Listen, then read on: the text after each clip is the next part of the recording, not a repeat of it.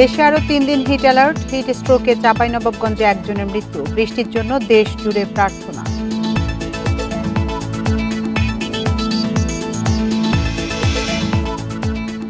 রোববার থেকে সব শিক্ষা প্রতিষ্ঠান খোলার প্রস্তুতি। 4 মে থেকে ক্লাস চলবে শনিবারও।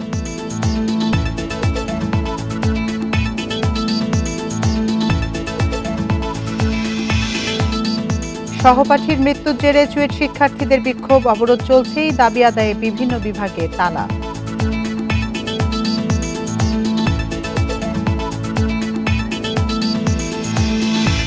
হিলি স্থলবন্দরে 27 এপ্রিল পর্যন্ত যাত্রী পারাপার বন্ধ। ভারতের নির্বাচনের কারণে আমদানি রপ্তানি কার্যক্রম সীমিত।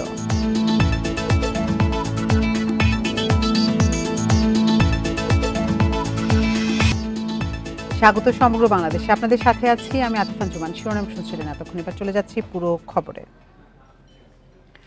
রাজধানী সহ সারা দেশে চলমান হিট অ্যালার্ট আরও 3 দিন বাড়ানো হয়েছে। মাঝারি থেকে তীব্র তাপপ্রবাহ বয়ে যাওয়ায় এই সতর্কতা আরও বাড়ার শঙ্কা রয়েছে।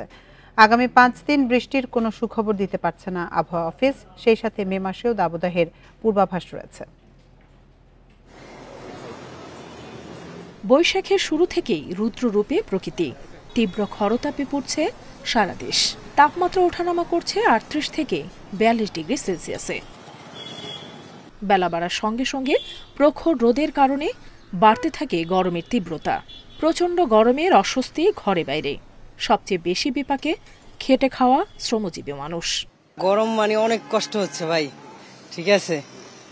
এই যে রোদ, ঠিক আছে, এ দিয়া মানে চলা অসম্ভব। শরীরে প্রচুর ঘাম হচ্ছে, অল্প সময়ের মধ্যেই একেবারে শরীর দুর্বল হয়ে যাচ্ছে। চলাতে খুব কষ্ট, বুঝছেন। গরমে কতজন তো মারাও যাচ্ছে, আমাদের দিক থেকে কেউ তাকায় না। এপ্রিলেই 3য় দফায় দেশ জুড়ে দেয়া হলো হিট অ্যালার্ট। আপাতত রোববার পর্যন্ত জারি করা হলেও আরও বাড়তে পারে সতর্কতার সময়। আবহাওয়া অধিদপ্তর বলছে, বাতাসে জলীয় বাষ্প বেশি থাকায় গরম অনুভূত হচ্ছে তাপমাত্রার চেয়েও বেশি। যেহেতু তাপপ্রবাহ চলছে সারা দেশে, সেটা হয়তো বা তীব্র আকারও ধারণ করতে পারে। আপাতত সেটা তীব্র অবস্থায় আছে, অথবা অতি তীব্র হতে পারে যদি তাপমাত্রা 42 বা তার বেশি হয়। তা আমাদের তাপপ্রবাহ যেটা চলছে 43-এর কাছাকাছি তাপমাত্রা চলে আসতে পারে, বিশেষ করে রংপুর কিংবা রাজশাহী কিংবা আমাদের খুলনা ডিভিশনের দিকে। আগামী 5 দিন সারা দেশে ভারী বৃষ্টির সম্ভাবনা নেই। সিলেট ও চট্টগ্রামে হালকা বৃষ্টি হতে পারে, তবে গরম কমার সম্ভাবনা নেই। 1 থেকে 2 দিন স্বস্তি হতে পারে যদি এরকম স্কোয়ার লাইন থেকে বড় মানের একটা বৃষ্টি হয়। তা আগামী 5 দিনও যদি আমি বলি, সেরকম সম্ভাবনাটা খুবই কম। স্থানীয়ভাবে যদি কিছু বৃষ্টি হয়, সেটা সামান্য প্রভাব পড়তে পারে, দীর্ঘমেয়াদী কেমন একটা প্রভাবের সম্ভাবনা নেই। গাছপালা ও বন উজাড় এবং জলবায়ু পরিবর্তনের কারণে বিরূপ আবহাওয়ার কবলে পড়তে হচ্ছে বলছেন আবহাওয়াবিদরা। নুরসেলিনা শিউলি, ইন্ডিপেন্ডেন্ট নিউজ, ঢাকা। হিট স্ট্রোকে চাঁপাইনবাবগঞ্জের সোনা মসজিদ স্থলবন্দরে ট্রাফিক পরিদর্শক রুহুল আমিনের মৃত্যু হয়েছে। দুপুরে স্থলবন্দরে দায়িত্ব পালন অবস্থায় মারা যান তিনি। শিবগঞ্জ থানার ওসি সাজ্জাদ হোসেন এবং স্থলবন্দরের ব্যবস্থাপক মাইনুল ইসলাম বিষয়টি নিশ্চিত করেছেন। পুলিশ জানায়, রুহুল আমিন সোনা মসজিদ স্থলবন্দরের পরিচালনাকারী প্রতিষ্ঠান পানামা পোর্ট লিংক লিমিটেডের ইয়ার্ডে দায়িত্ব পালন করছিলেন। এ সময় দুপুরে হঠাৎ অসুস্থ হয়ে পড়ে জ্ঞান হারান তিনি। পরে তাকে উদ্ধার করে শিবগঞ্জ উপজেলা স্বাস্থ্য কমপ্লেক্সে নিয়ে গেলে চিকিৎসক মৃত ঘোষণা করেন।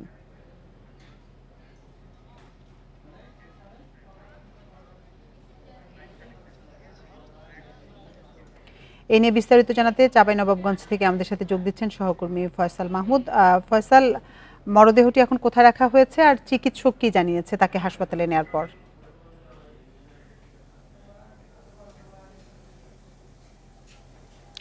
দেখুন, চাঁপাইনবাবগঞ্জের একেবারে সীমান্তবর্তী এলাকায় যে স্থলবন্দর রয়েছে, সোনামুসি স্থলবন্দর, এই সোনামুসি স্থলবন্দরে আসলে দায়িত্ব পালন করতেন বাংলাদেশ স্থলবন্দর কর্তৃপক্ষের আসলে ট্রাফিক ইন্সপেক্টর রুহুল আমিন। তিনি আজকে দুপুরে আসলে দায়িত্ব পালন অবস্থায় আসলে স্থলবন্দরের যে ইয়ার্ড রয়েছে, বিভিন্ন পণ্য রাখার যে জায়গাগুলো রয়েছে, স্থানগুলো রয়েছে, সেই স্থানে আসলে দায়িত্ব পালন করার সময় অসুস্থ হয়ে পড়েন এবং অচেতন অবস্থায় তাকে চাঁপাইনবাবগঞ্জের যে শিবগঞ্জ উপজেলা স্বাস্থ্য কমপ্লেক্স রয়েছে সেখানে আনা হয়েছিল এবং সেখানে চিকিৎসকরা তাকে মৃত ঘোষণা করেন।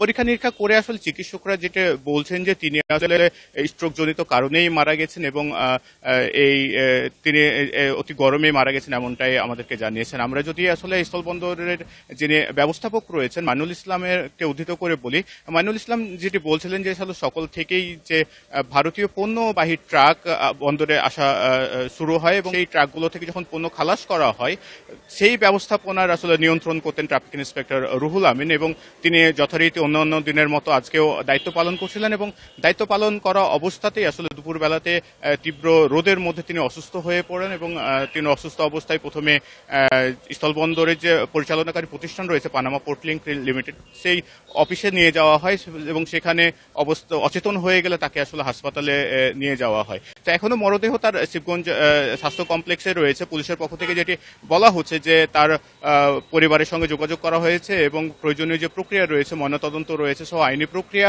শেষে আসলে পরিবারের কাছে তার মরদেহ হস্তান্তর করা হবে। আপনাকে আরো একটি বিষয় বলে রাখি যে এই চলমান যে তাপদাহ চলছে, এই তাপদাহ আসলে চাঁপাইনবাবগঞ্জে উত্তরের জেলা হওয়ায় আসলে এখানে তীব্র তাপ অনুভূত হচ্ছে এবং আমরা যেটা দেখেছি যে এর মধ্যে ক্ষেত খামার এবং চাঁপাইনবাবগঞ্জের প্রধান অর্থকারী ফসল সেই আম বাগানগুলো ক্ষতিগ্রস্ত হচ্ছে। আমরা প্রচুর আম ঝরে যেতে দেখেছি এবং যে সাধারণ মানুষের যে অবস্থা সে সাধারণ মানুষের অবস্থা। আপনি আরো তথ্য সংগ্রহ করুন, আমরা পরবর্তীতে আবার আপনার সাথে যোগাযোগ করব। তীব্র তাপদাহ থেকে রক্ষা পেতে বৃষ্টির জন্য দেশের বিভিন্ন স্থানে নামাজ আদায় করেছেন মুসল্লিরা। প্রাকৃতিক দুর্যোগ থেকে মুক্তি ও জাতির কল্যাণে করা হয় প্রার্থনা। চট্টগ্রাম নগরের জমিয়াতুল ফালাহ জাতীয় মসজিদ চত্বরে বিশেষ নামাজ অনুষ্ঠিত হয়। রাজশাহীর তেরোখাদিয়ায় শহীদ AHM কামরুজ্জামান বিভাগীয় স্টেডিয়ামে নামাজে অংশ নিয়ে শত শত মুসল্লি বৃষ্টির জন্য দোয়া করেন। চাঁপাইনবাবগঞ্জে বৃষ্টির জন্য 3টি জায়গায় ইস্তিসকার নামাজ আদায় করা হয়। তাপদাহের দুর্ভোগ থেকে স্বস্তি পেতে মেহেরপুরে 2 রাকাত নামাজ আদায় করেন মুসল্লিরা। তীব্র গরম থেকে মুক্তি পেতে আল্লাহর কাছে প্রার্থনা করে নামাজ আদায় করা হয় বরিশালে। এছাড়াও নামাজ ও বিশেষ দোয়া হয়েছে মানিকগঞ্জ, মুন্সিগঞ্জ, শরীয়তপুর, মাদারীপুর, রাজবাড়ী, বাগেরহাট, পটুয়াখালী, ঝালকাঠি, ভোলা, গোপালগঞ্জ, পাবনা, নাটোর, দিনাজপুর, নেত্রকোনা, চাঁদপুর, লক্ষ্মীপুর সহ দেশের বিভিন্ন জেলায়।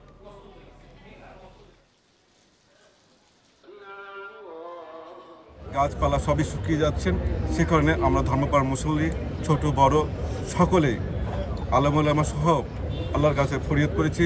তার কাছে আমরা প্রার্থনা করলাম যে আল্লাহ আমাদের মেঘ দাও, তোমার রহমতের বৃষ্টি দাও, যাতে করে মানুষ সহ সমস্ত প্রাণীকুল শান্তি পায়, স্বস্তি পায়। 28 এপ্রিল রোববার থেকে সব শিক্ষা প্রতিষ্ঠান খুলে দেয়ায় সব প্রস্তুতি সম্পন্ন করেছে শিক্ষা মন্ত্রণালয়। পরবর্তী নির্দেশ না দেয়া পর্যন্ত 4 মে থেকে শনিবারও শ্রেণী কার্যক্রম চালু থাকবে। শিক্ষা মন্ত্রণালয় থেকে জানানো হয়েছে এ সময় শিক্ষার্থীদের শ্রেণীকক্ষের বাইরে কোনো কার্যক্রম থেকে বিরত রাখতে হবে। সারা দেশে চলমান তীব্র তাপপ্রবাহের কারণে গত 20 এপ্রিল সকল শিক্ষা প্রতিষ্ঠান 5 দিন বন্ধ রাখার ঘোষণা করা হয়। এতে বলা হয় 21 এপ্রিল রোববার থেকে 25 এপ্রিল বৃহস্পতিবার পর্যন্ত সব ধরনের শিক্ষা প্রতিষ্ঠান বন্ধ রয়েছে।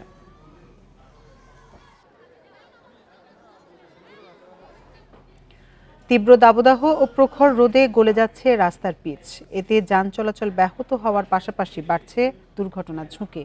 কোথাও কোথাও গাড়ির চাকা ও পথচারীদের জুতার সঙ্গে উঠে আসছে পিচের আস্তরণ। চালকরা বলছেন এভাবে পিচ গলার কারণে গন্তব্যে পৌঁছাতে বেশি সময় লাগছে তাদের। সারা দেশে তাপপ্রবাহে নাকাল জনজীবন। প্রচণ্ড গরমে গলে যেতে শুরু করেছে রাস্তার পিচ। গত 10 দিন ধরে যশোরের তাপমাত্রা থাকছে 38 থেকে 42 ডিগ্রির ঘরে। এর প্রভাবে বিভিন্ন সড়ক মহাসড়কের পিচ গলে যাচ্ছে। এতে রাস্তায় মাঝে মধ্যেই আটকে যাচ্ছে গাড়ির চাকা, বাড়ছে দুর্ঘটনার ঝুঁকি। ব্রেক দিলে ব্রেক ধরে না, স্লিপ করে একটা গাড়িতে লেগে যায়, তো দুর্ঘটনার সম্মুখীন হতে হয়। চাকাটা টানিয়ে ধরে, খুবই কষ্ট হয়। তারপর এর কারণে আমাদের চাকাও বাস্ট হয়ে যাচ্ছে। একই অবস্থা রাজশাহী সিটি বাইপাস মহাসড়ক সহ বিভিন্ন সড়কের। পিচ গলায় কমেছে যানবাহনের গতি, ফলে সময়মতো গন্তব্যে পৌঁছাতে পারছেন না চালকরা। চাকার কারণে আপনার রোদে গাড়ির জোরে টানলে চাকা ফেটে যায়। যেখানে মনে করেন যে গাড়ি পৌঁছাবো 5 ঘন্টা, সেখানে 7 ঘন্টা 8 ঘন্টা লেগে যাচ্ছে। সূর্যের তাপে পিচ গলে পিচ্ছিল হয়ে পড়েছে গাজীপুর, খুলনা, চুয়াডাঙ্গা ও পাবনার বিভিন্ন সড়ক মহাসড়ক। এতে নাজেহাল হতে হচ্ছে যানবাহন চালকদের। এজন্য নিম্নমানের কাজের অভিযোগও করছেন অনেকে। পিচগুলো ভালো পিচ দেয় নাই, যার কারণে একটু গরমেতেই যেতেছে। তো এখন আমরা যেন সাধারণ মানুষ চলাফেরা করি, সেই রাস্তাঘাটে তো চলাচল খুবই কষ্টদায়ক হয়ে গেল। এই রোদ্রে গরমে টায়ারের অনেক ক্ষয় হচ্ছে, রাস্তাঘাটেরও অবস্থা খারাপ। যেসব সড়কে পিচ গলে যাচ্ছে, তাপমাত্রা স্বাভাবিক হলে তা সংস্কারের কথা জানিয়েছে সড়ক বিভাগ। Tania Nasrin, Independent News. চুয়েটের সকল একাডেমিক কার্যক্রম ও পরীক্ষা বন্ধ ঘোষণা করেছে কর্তৃপক্ষ। ছাত্রদের আজ বিকেল 5টার মধ্যে ও ছাত্রীদের কাল সকাল 9টার মধ্যে হল ছাড়ার নির্দেশ দেওয়া হয়েছে। এদিকে 2 শিক্ষার্থী নিহতের ঘটনায় বিভিন্ন বিভাগে তালা দিয়েছে বিক্ষুব্ধ শিক্ষার্থীরা। বৃহস্পতিবার দুপুর 1:30টার দিকে তালা দেন তারা। এর আগে চতুর্থ দিনের মতো সকাল থেকেই কাপ্তাই সড়কে অবস্থান নেন বিক্ষুব্ধরা। রাস্তায় গাছের গুঁড়ি ফেলে ও টায়ার জ্বালিয়ে বিক্ষোভ করেন তারা। এদিকে রাস্তা অবরোধ করে রাখায় দুর্ভোগে পড়েন সাধারণ মানুষ। নিহতদের পরিবারকে 2 কোটি টাকা করে ক্ষতিপূরণ, কাপ্তাই সড়ক 4 লেন করা সহ 10 দফা দাবি আন্দোলনকারীদের। এর আগে গতকাল এই ঘটনায় অভিযুক্ত বাস চালককে কারাগারে পাঠিয়েছে আদালত। সোমবার শাহ আমানত পরিবহনের বাসের ধাক্কায় নিহত হন 2 শিক্ষার্থী তৌফিক হাসান ও শান্ত সাহা। এরপর থেকে ক্লাস পরীক্ষা বর্জন করে বিক্ষোভ করছেন চুয়েটের শিক্ষার্থীরা। রাস্তায় বেপরোয়া গতিতে গাড়ি চলাচল করে, এর আগেও অসংখ্য অ্যাক্সিডেন্ট এখানে সংঘটিত হয়েছে। তাই আমরা চাই না আর যাতে কোনো প্রাণ এখানে হারায়।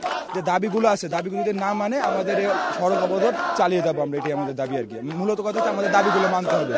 আমাদের কিছু দাবি রয়েছে, 10 দফা দাবি। যতক্ষণ পর্যন্ত 10 দফা দাবি ফুলফিল হবে না, ততক্ষণ আমরা রাজপথ ছাড়বো না। এ বিষয়ে বিস্তারিত জানাতে চট্টগ্রাম থেকে আমাদের সাথে যোগ দিচ্ছেন সহকর্মী আলমগীর সবুজ। সবুজ, আপনি তো সকাল থেকেই চুয়েট এলাকায় আছেন, এখন কি পরিস্থিতি দেখছেন? শিক্ষার্থীদের হল ত্যাগেরও নির্দেশ দেওয়া হয়েছে, কি বলছেন তারা এখন? আসলে একটু আগে যে ঘোষণাটা দিয়েছে একাডেমিক কাউন্সিলের পরে প্রশাসন থেকে বলা হয়েছে আজকে পরে একটু 5টা থেকে ছাত্রদের হল ত্যাগ এবং আগামীকাল 9টার মধ্যে ছাত্রীদের হল ত্যাগ এবং সকল প্রশাসনিক কার্যক্রম এবং পরীক্ষা বন্ধ করার ঘোষণার সাথে সাথে আসলে এখানে পুরা চুয়েট উত্তাল হয়ে ওঠে। মূলত প্রশাসনিক ভবনের নিচে ঘণ্টাখানেক থেকে অবস্থান নিয়ে ঘেরাও করে রেখেছিলেন শিক্ষার্থীরা, বিক্ষুব্ধ শিক্ষার্থীরা। এই ঘোষণার পরপর তারা আসলে বিক্ষোভে ফেটে পড়ে। তারা তখন বিসি সহ যারা একাডেমিক অফিসে ছিলেন, অন্যান্য শিক্ষকদের সবাইকে সেখানে তালাবদ্ধ করে রাখে। এক পর্যায়ে আসলে আমরাও সাংবাদিকরা সেখানে আটকা পড়ি। পরে আমাদেরকে বের করা হলেও তাদেরকে বের হতে দেয় নাই, সেখানে আটকে রেখেছে। এবং পরে আপনি দেখছেন নিশ্চয়ই এখানে শাহ আমানতের যে বাসগুলা ক্যাম্পাসের মধ্যে তারা ঢুকিয়ে রেখেছে, সেখানে আগুন দিয়েছে, আগুন এখনো জ্বলছে। এবং অন্যদিকে কিছু বাস তারা ভাঙচুর করেছে এবং পুরো আসলে ক্যাম্পাসের মধ্যে এখন ছাত্রদের উত্তাল পরিস্থিতি। তারা সব গেট বন্ধ করে দিয়েছে এবং তারা বলছে এই ঘোষণার পরে তারা কোনো শিক্ষক এবং শিক্ষার্থী এখান থেকে বের হতে পারবে না। যে সমস্ত আসলে গেট আছে এবং ছোট বড় সব গেট তারা বন্ধ করে দিয়েছে। তারা বলছে এই ঘটনার সুরাহা এই সমাধান না হলে পরে তারা কোনো শিক্ষককে ক্যাম্পাস থেকে বের হতে দিবে না এবং যে উপাচার্য সহ অন্যান্য শিক্ষকদের যেখানে আটকে রেখেছে তারা সে তালাও খুলবে না। এবং বলা চলে যে এরপরে আসলে মোটামুটি আপনি দেখছেন এখানে ভাঙচুর করা হয়েছে বাস এবং যে সমস্ত যানবাহন ছিল এবং শিক্ষার্থীরা বিভিন্ন জায়গায় ছড়িয়ে ছিটিয়ে আছে বিভিন্ন গেটে। তারা আসলে এত বেশি উত্তাল, এত বেশি আসলে ক্ষুব্ধ হয়ে আছে। তারা মোটামুটি মাঝে মধ্যে আমরা দেখছি বিসির কার্যালয়ে কোনো তালা ভাঙছে কিনা সেটাও কেউ কেউ পাহারায় রাখছেন, কেউ কেউ গেট পাহারা দিচ্ছেন, পুলিশ আসছে কিনা কিংবা কেউ বের হচ্ছে কিনা। মোটামুটি বলা চলে যে ক্যাম্পাসে এখন উত্তাল পরিস্থিতি। অন্যদিকে সকাল থেকে শিক্ষার্থীরা সামনে যে রাস্তা কাপ্তাই সড়ক রাউজানের এলাকায় এখানে অবস্থিত, এখানে তারা অবস্থান নিয়ে যানবাহন চলাচল বন্ধ করে দিয়েছে এবং যে সমস্ত রোগী কিংবা জরুরি কাজে যারা যাচ্ছে তাদের ছাড়া কাউকে কোনো গাড়ি এরা সড়ক দিয়ে যেতে দেন। এবং তারা বলছেন 5টার মধ্যে তো ছাত্রদের হল ছাড়ার নির্দেশ দেওয়া হয়েছে। এই বিষয়টি নিয়ে আন্দোলনরত শিক্ষার্থীরা কি বলছে? 4টা না 5টার মধ্যে বলা হয়েছে ছাত্রদের আবাসিক হল ছেড়ে দিতে এবং কালকে 9টার মধ্যে ছাত্রীদের। কিন্তু আমরা আন্দোলনরতদের সাথে কথা বলেছি, তারা বলছেন আসলে তারা সেটা প্রশ্নই আসে না, তারা হল ছাড়ছে না, তারা এটা মানছে না বলছেন। এবং তারা বলছেন কোনো ছাত্র তো যাবে না, কোনো শিক্ষকদের তারা ক্যাম্পাস থেকে বের হতে দিবে না বলে আমাদেরকে জানিয়েছেন। মোটামুটি তারা সব গেটে পহরায় আছে, হলে তো বটেই, বিভিন্ন গেট যেখানে বের হওয়ার রাস্তা সবগুলি তারা ব্লক করে দিয়েছেন।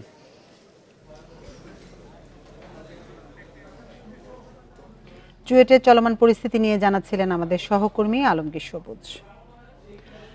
এদিকে কুমিল্লা বিশ্ববিদ্যালয়ের ভিসি, ট্রেজারার ও প্রক্টরকে অবাঞ্ছিত ঘোষণা করে তাদের কার্যালয়ে তালা দিয়েছে শিক্ষক সমিতি। দুপুরে বিশ্ববিদ্যালয়ে তাদের কার্যালয় তালাবদ্ধ করে রাখেন শিক্ষক সমিতির নেতারা।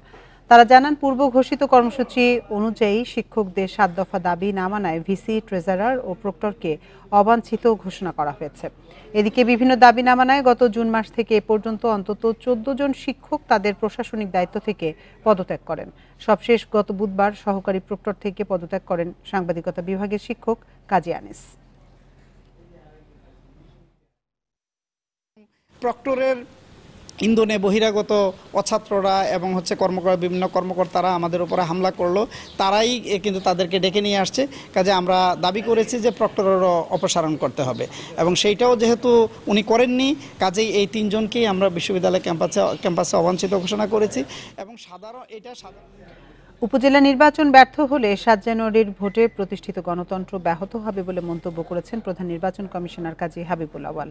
সকালে রাজধানীর আগারগাঁওয়ে নির্বাচন ভবনে ৬ষ্ঠ উপজেলা নির্বাচন উপলক্ষে মাঠ প্রশাসনের সাথে আইনশৃঙ্খলা বিষয়ে সভায় এই মন্তব্য করেন সিইসি।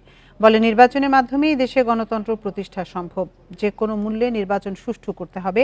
উপজেলা নির্বাচনে যেন কোনো সহিংসতা না হয় সে বিষয়ে সতর্ক থাকার তাগিদ দেন তিনি। পরে নির্বাচন পরিচালনা সংক্রান্ত নানা নির্দেশনা দেন প্রধান নির্বাচন কমিশনার। প্রতিটি জেলায় 4টি ধাপে নির্বাচন অনুষ্ঠিত হবে। এটার নতুন ডাইমেনশনটা হচ্ছে নির্বাচন, এই জিনিসটা আমাদের বুঝতে হবে। যদি এক্ষেত্রে আমরা ব্যর্থ হই, তাহলে আমাদের যে গণতন্ত্রের যে অগ্রযাত্রা, যেটার দৃষ্টান্ত আপনারা প্রতিষ্ঠিত করেছেন বিগত 7ই মার্চের সাধারণ নির্বাচনে, সেটাও ক্ষুণ্ণ হয়ে যেতে পারে। যে আমরা আশা করব আগামীতে আমাদের প্রত্যেকটা নির্বাচন সুন্দর সুষ্ঠু হবে। বাংলাদেশে পালিয়ে আসা মিয়ানমারের 288 বিজিপি ও সেনা সদস্যকে ফেরত পাঠানো হয়েছে। ভোর 6টার দিকে কক্সবাজারের নুনিয়ারছড়া ঘাট থেকে বেসরকারি জাহাজ কর্ণফুলীতে করে তাদের নিয়ে যাওয়া হয় গভীর সাগরে। সেখানে নোঙ্গর করা মিয়ানমারের নৌবাহিনীর জাহাজ চিনডুইনে তাদের তুলে দেওয়া হয়। এর আগে কড়া নিরাপত্তায় ভোরে বান্দরবানের নাইখংছড়িতে থেকে 10টি বাসে করে তাদের আনা হয় নুনিয়ারছড়ার বিআইডব্লিউটি এর ঘাটে। সেখানে উপস্থিত ছিলেন বাংলাদেশে নিযুক্ত মিয়ানমার দূতাবাস ও পররাষ্ট্র মন্ত্রণালয়ের প্রতিনিধি দল। গত 15 ফেব্রুয়ারি প্রথম দফায় ফেরত পাঠানো হয়েছিল 330 জন বিজিপি ও তাদের পরিবারের সদস্যদের।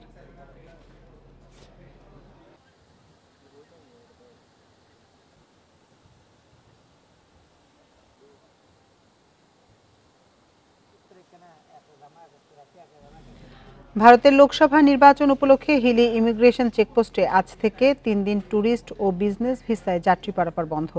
আইনশৃঙ্খলা পরিস্থিতি স্বাভাবিক রাখতে 27 এপ্রিল পর্যন্ত এই সিদ্ধান্ত বহাল থাকবে। এদিকে যাত্রীদের অভিযোগ, আগে নোটিশ না দিয়ে হঠাৎ পারাপার বন্ধ করে দেয়ায় বিপাকে পড়েছেন তারা। তবে জরুরি চিকিৎসার জন্য বাংলাদেশি পাসপোর্টধারী রোগীরা ভারতে প্রবেশ করতে পারবেন। এছাড়া পাসপোর্টধারী যাত্রীরা ভারতে আটকা পড়লে তারাও দেশে ফিরতে পারবেন। ভারতের নির্বাচনের কারণে সীমিত করা হয়েছে হিলি বন্দরের আমদানি রপ্তানি কার্যক্রম। কেবল কাঁচা পচনশীল পণ্য বোঝাই ট্রাক ভারত থেকে বাংলাদেশে প্রবেশ করতে পারবে বলে জানান আমদানিকারকরা। ভারতের লোকসভা নির্বাচন উপলক্ষে হিলি ইমিগ্রেশন দিয়ে ট্যুরিস্ট ভিসার যাত্রী এবং বিজনেস ভিসার যাত্রীদের বহির্গমনের ক্ষেত্রে বন্ধের জন্য একটা নির্দেশনা দিয়েছেন। তবে ইন্ডিয়ান যাত্রী এবং মেডিকেল ভিসার যাত্রীদের বহির্গমনের ক্ষেত্রে কোনো বাধা নেই। কিশোরগঞ্জ নেত্রকোনায় শুরু হয়েছে হাওড়াঞ্চলে বোরো ধান কাটা। কৃষাণীরা ব্যস্ত সময় পার করছেন ধান মাড়াইয়ের। এবছর ধানের ফলন ভালো হওয়ায় খুশি তারা। কৃষি বিভাগ বলছে, দুর্যোগের কবলে না পড়লে হাওড়ের পুরো ধান ঘরে তুলতে পারবেন কৃষকেরা। শিলাবৃষ্টি ও আগাম বন্যার শঙ্কায় 80% পাকলে কাটতে হবে ধান। কৃষি বিভাগের এমন পরামর্শে প্রখর রোদের তাপ উপেক্ষা করে বোরো ধান কাটায় ব্যস্ত কিশোরগঞ্জের হাওড় অঞ্চলের কৃষকেরা। কিষানীরা সাহায্য করছেন কৃষকদের। এবার ফলন ভালো হওয়ায় খুশি কৃষকরা। তবে ধানের ন্যায্য দাম পাওয়া নিয়ে রয়েছে সংশয়ে। 90 টাকা করছি, মনে করেন ফসলও ভালো হয়েছে, রোদ পাইছি ভালো, শুকায় ধান বাড়িতে নিতে পারছি। ধান কাটতে ব্যবহার হচ্ছে 700-এরও বেশি কম্বাইন্ড হারভেস্টার মেশিন, যা দিয়ে দ্রুত সময়ে জমি থেকে ধান কাটা, মাড়াই সহ বস্তাবন্দি করা যাচ্ছে খুব সহজে। চলতি বছর জেলায় 1,67,150 হেক্টর জমিতে বোরো ধানের আবাদ হয়েছে। এর মধ্যে শুধু হাওরে হয়েছে 1,04,000 হেক্টর জমিতে।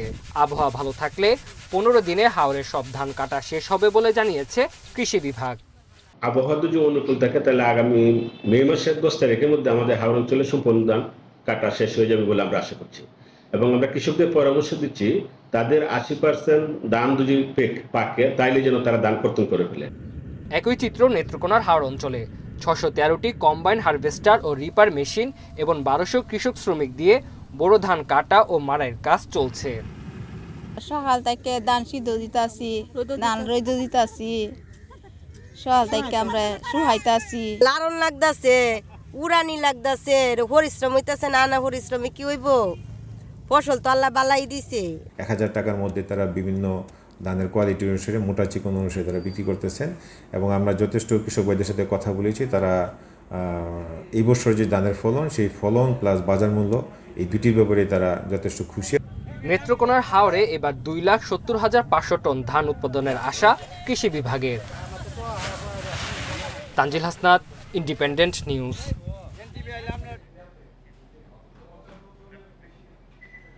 মুন্সিগঞ্জে অবৈধভাবে বালু উত্তোলনের দায়ে 2টি ড্রেজার জব্দ করেছে নৌপুলিশ। বুধবার রাতে লৌহজংয়ের পদ্মা নদীতে অভিযান চালিয়ে ড্রেজার 2টি জব্দ করা হয়। দুপুরে বিষয়টি নিশ্চিত করেছেন মাওয়া নৌফারির ইনচার্জ মাহবুবুর রহমান। জানান, রাতের আধারে অবৈধভাবে বালু উত্তোলনের তথ্য পেয়ে উপজেলার মেদিনী মণ্ডল ইউনিয়নের যশোলদিয়া এলাকায় পদ্মা নদীতে বুধবার রাতে অভিযান চালানো হয়। এ সময় নিয়ম অমান্য করে বালু উত্তোলন করায় প্লাবন লোডিং ড্রেজার ও আলামিন লোডিং ড্রেজার নামে 2টি ড্রেজার জব্দ করা হয়।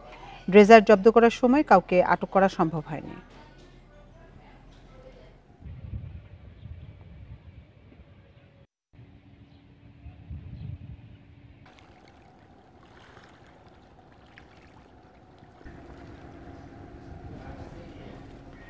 রাঙামাটিতে সাজেক উদয়পুর সীমান্তে ট্রাক খাদে পড়ে নিহত 9 শ্রমিকের মরদেহ ময়না তদন্ত শেষে বিকেলে পরিবারের কাছে হস্তান্তর করা হবে। এদিকে দুর্ঘটনায় আহত 6 জনের মধ্যে 2 জনকে ঢাকায় পঙ্গু হাসপাতালে আনা হয়েছে। পুলিশ জানায়, নিহত শ্রমিকদের বাড়ি কিশোরগঞ্জ, গাজীপুর, কক্সবাজার ও ময়মনসিংহে।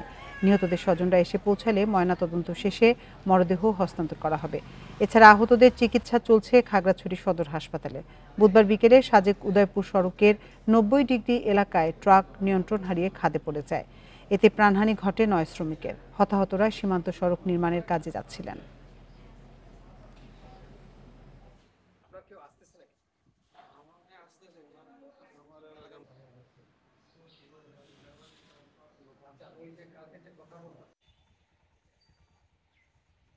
উন্নত চিকিৎসার জন্য এর মধ্যে 2 জনকে ঢাকা রেফার করা হয়েছে, বাকি 4 জন এখানে চিকিৎসাধীন আছে। আর যারা আমরা মৃত দেহ উদ্ধার করছি তাদের মধ্যে আমরা ইতিমধ্যে 5 জনের শনাক্ত হয়েছে, 5 জনের আত্মীয়স্বজন আসছে, তাদেরকে আমরা ময়নাতদন্তের পর লাশ ফেরত দেবো। বাকি 4 জনের আমরা ময়নাতদন্তের প্রক্রিয়াধীন আছে, এটাও শাসন আমরা আত্মীয়স্বজন আসলে তাদেরকে বুঝাই দেবো। রাজশাহীতে চলতি মাসে পদ্মা নদীতে গোসলে নেমে ডুবে মারা গেছে 10 জন, আর গত 7 বছরে সেই সংখ্যা 75 জন। এরপরও প্রাণহানি কমাতে নেই কারো কোনো নজরদারি। এমনকি নদীর ঝুঁকিপূর্ণ স্থান শনাক্ত বা সতর্কীকরণ সাইনবোর্ড নেই কোথাও। ফায়ার সার্ভিস কর্মকর্তারা বলছেন, সাঁতার না জানা এবং নদীর গতি প্রকৃতি না বোঝায় বাড়ছে মৃতের সংখ্যা। রাজশাহীর উপর দিয়ে বয়ে যাচ্ছে তীব্র তাপপ্রবাহ। এতে অতিষ্ঠ অনেকেই খুঁজে নিচ্ছেন শীতল স্থান, কেউ বা প্রশান্তির আশায় নামছেন নদীতে। প্রতিদিনই ঘুরতে আসা মানুষজন ও নদীর তীরবর্তী বাসিন্দাদের অনেকেই নামেন গোসলে। তবে এদের কেউ জানে না কোথায় কতটা ভয়ঙ্কর নদীর স্রোতপ্রবাহ। বলে না যে গোসল করো না, এখানে বিপদ আছে, এমন কিছু বলে না। এমন কিছু বলতে আমি দেখিনি আজ পর্যন্ত। কোথায় গর্ত আছে বা কোথায় কম পানি আছে ওরা জানে না। এখন হুট করে ওরা নেমে গেছে, এখন মজা করতেই তো এখন বাই চান্স ওরা সাঁতার হয়তো পারে না, ওরকম করে যেন পড়ে গেছে। একটু লোকালয়ে থাকার চেষ্টা করছি যেন মানুষজন আমাদের সাথে থাকে, যদি আমরা একটু বিপদে পড়ি তারপর আমাদেরকে যেন কেউ একটু উদ্ধার করতে পারে। গত 7 বছরে পদ্মায় ডুবে প্রাণ হারিয়েছে 75 জন। এর মধ্যে শ্রীরামপুর ঘাটের একটি স্পটে মৃতের সংখ্যা 18, যাদের বেশিরভাগই শিক্ষার্থী। সাঁতার না জানা এবং সতর্কীকরণ বার্তা না থাকায় ঘটছে দুর্ঘটনা। নদী এলাকার ভিতরে তো কোথায় পানি বেশি, কোথায় স্রোত, সেখানে চিহ্নিত করেনি। এই চিহ্ন না থাকার জন্য তারা ভিতরে নেমে চলে যেতেছে। যখন হঠাৎ করে পানি বেশি হইতেছে তখন আসে ব্যাক করতে পারতেছে না। স্রোতের দিকে ভেসে যেতেছে। জেলা প্রশাসক জানিয়েছেন, প্রাণহানি ঠেকাতে ঝুঁকিপূর্ণ স্থান চিহ্নিতের পাশাপাশি নৌপুলিশ, পানি উন্নয়ন বোর্ড সহ সংশ্লিষ্টদের নিয়ে কাজ চলছে। এ ব্যাপারে বেশ কয়েকটি পদক্ষেপ আমরা গ্রহণ করেছি। সিটি কর্পোরেশন, পানি উন্নয়ন বোর্ড এবং জেলা প্রশাসনের পক্ষ থেকে সতর্কীকরণ যে সাইনবোর্ড সেটি স্থাপন করা হবে। পাশাপাশি আমরা ভাবছি যে এখানে কোনো ধরনের স্বেচ্ছাসেবক নিয়োগ করা যায় কিনা, যারা এখানে আসবেন গোসলের জন্য তাদেরকে সতর্ক করবেন। পদ্মায় অনাকাঙ্ক্ষিত প্রাণহানি ঠেকাতে শুধু কাগজ কলমে উদ্যোগ নয়, কার্যকর পদক্ষেপ চান রাজশাহীবাসী। Mustafizur Rahman, Independent News, Rajshahi. রক্ষণাবেক্ষণের অভাবে মুখ থুবড়ে পড়েছে ডিজিটাল সিলেট সিটি প্রকল্প। 2 বছরের মাথায় বন্ধ হয়ে গেছে শহরের 126টি পয়েন্টে চালু করা ফ্রি ওয়াইফাই সেবা। বেশিরভাগ সিসিটিভি ক্যামেরা দীর্ঘদিন বন্ধ। সম্প্রতি কিছু ক্যামেরা সচল হলেও সুফল পাচ্ছে না মানুষ। দেশের প্রথম ডিজিটাল নগরীর প্রতিষ্ঠার লক্ষ্যে 2018 সালে শুরু হয় ডিজিটাল সিলেট সিটি প্রকল্প। সে অনুযায়ী শহরের 126টি পয়েন্টে চালু হয় বিনামূল্যে ওয়াইফাই সুবিধা। সেবা নিয়ে খুশি ছিলেন স্থানীয় পর্যটকরা। তবে 2 বছর পরীক্ষামূলক চলার পর আর্থিক সংকটে বন্ধ হয়ে যায় ফ্রি ওয়াইফাই সেবা। প্রশাসনের পক্ষ থেকে যদি রেগুলার হয় তাহলে আমার মনে হয় যে চুরি চিন্তায় যেগুলো আছে ওইগুলো কমবে, পাশাপাশি মানুষ নিরাপদে চলাচল করতে পারবে। এখন তো তেমন একটা সেফটি নাই, এই জন্য আমাদের একটু সেফলি হাঁটা চলা করা লাগে। একই অবস্থা ছিল 110টি পয়েন্টে বসানো সিসিটিভি ক্যামেরারও। দীর্ঘদিন নষ্ট থাকার পর সাম্প্রতিক কিছু ক্যামেরা সচল করে সিটি কর্পোরেশন। এতে অপরাধী শনাক্তের কাজ সহজ হবে বলছে আইনশৃঙ্খলা বাহিনী। শহরের অধিকাংশ এলাকায় এই শহর ক্যামেরাগুলোতে এন্ট্রি এক্সিট সহ কভার করেছি। আমরা অপরাধীকে শনাক্ত করতে এবং আপনার যেগুলো আমাদের সন্দেহজনক কিছু ভেহিকেল যদি থাকে সেগুলোকে শনাক্ত করতে আমাদের এই ক্যামেরাগুলো ভালো কাজ দেবে। সেবা না থাকার জন্য আর্থিক সংকটকে দায় দিলেন মেয়র। দ্রুত ওয়াইফাই জোন চালুর আশ্বাস তার। তো যে কোনো কারণে সিটি ফেল করেছে ফাইন্যান্সিয়াল ক্রাইসিসের কারণে, তো আমরা এটাকে আবার পুনর্ভাবে চালু করার জন্য আমরা সিসিটিভি অলরেডি চালু হয়ে গিয়েছে, আর পরবর্তীতে আমরা ওয়াইফাইটাও আমরা করে দেব। প্রায় 30 কোটি 20 লাখ টাকার প্রকল্পের 2টি কাজ দায়সারাভাবে শেষ হয়েছে। তবে প্রকল্পের আরেক গুরুত্বপূর্ণ অংশ এমএজি ওসমানী মেডিকেল কলেজে অটোমেশন ব্যবস্থা চালুর কাজ এখনও শেষ হয়নি। Independent news. চট্টগ্রামের লালদিঘি মাঠে শুরু হয়েছে জব্বারের বলি খেলার 115তম আসর। এই নিয়ে বিস্তারিত জানাতে সেখান থেকে আমাদের সাথে যোগ দিচ্ছেন সহকর্মী অনুপম শীল। অনুপম, এবারে আসরে কতজন বলি অংশ নিয়েছেন আর মানুষের ভিড় কেমন দেখছেন সেখানে? প্রায় 1 ঘন্টা হতে চললো এখানে যে ঐতিহ্যবাহী জব্বারের বলি খেলার মূল আকর্ষণ সেটি শুরু হয়েছে এবং এবারের বলি খেলায় মোট 100 জনের মতো বলি দেশের বিভিন্ন প্রান্ত থেকে এখানে এসে তারা এই বলি খেলায় অংশগ্রহণ করছে। একেবারে বিভিন্ন বয়সী বলিরা মূলত এখানে আছেন। আমরা দেখছি যে এখানে একেবারে 70 বছর বয়সী বৃদ্ধরা যেমন আছেন, পাশাপাশি এখানে 15 বছর বয়সী কিশোররাও আছেন। অর্থাৎ সবকিছু মিলিয়ে একটি উচ্ছ্বাস এবং আনন্দ ঘন একটি পরিবেশ তৈরি হয়েছে এবং এই লালদিঘির মাঠ এখন পুরো এলাকাতেই লোকে লোকারণ্য। আশপাশের বিভিন্ন ভবনগুলোতে মানুষ ভবনের ছাদে উঠেছে, বিভিন্ন গাছপালায় উঠেও তারা কিন্তু এই 115তম জব্বারের যে বলি খেলার মূল আকর্ষণ যেটি সেটি উপভোগ করছেন। আমরা কিছুক্ষণ আগে এখানে আয়োজকদের সাথে কথা বলেছিলাম, তারা যেটি জানিয়েছেন যে এবার যেহেতু গরম, তাই গরমের কারণে তারা কিছুটা পরিবর্তন এই খেলার যে ফরম্যাট সেখানে নিয়ে এসেছেন, যাতে কেউ এই অস্বস্তিতে না পড়েন।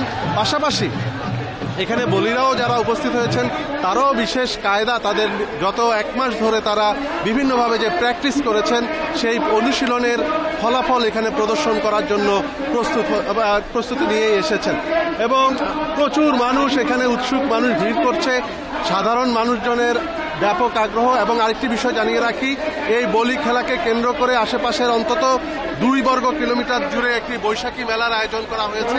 সেই বৈশাখী মেলায় নিত্য প্রয়োজনীয় বিভিন্ন পণ্য পাওয়া যায় এবং চট্টগ্রামের মানুষ সারা বছর এই 3 দিনের মেলাটির জন্য অপেক্ষা করে থাকেন। তারা বিভিন্ন আশপাশের বিভিন্ন এলাকায় যারা মেয়েরা বিয়ে হয়ে গেছে তারা এখানে মেলাতে আসেন উপলক্ষে। এবং অনুপমা, আপনি আরো তথ্য সংগ্রহ করতে থাকুন, আমরা পরবর্তীতে আবার আপনার সাথে যোগাযোগ করব। এর সাথে শেষ করছি সমগ্র বাংলাদেশের আজকের আয়োজন। ইন্ডিপেন্ডেন্ট টেলিভিশনের সব খবরের বিস্তারিত জানতে চোখ রাখুন ফেসবুক, ইউটিউব এবং এক্স অ্যাপ। সাথে থাকার জন্য ধন্যবাদ সবাইকে।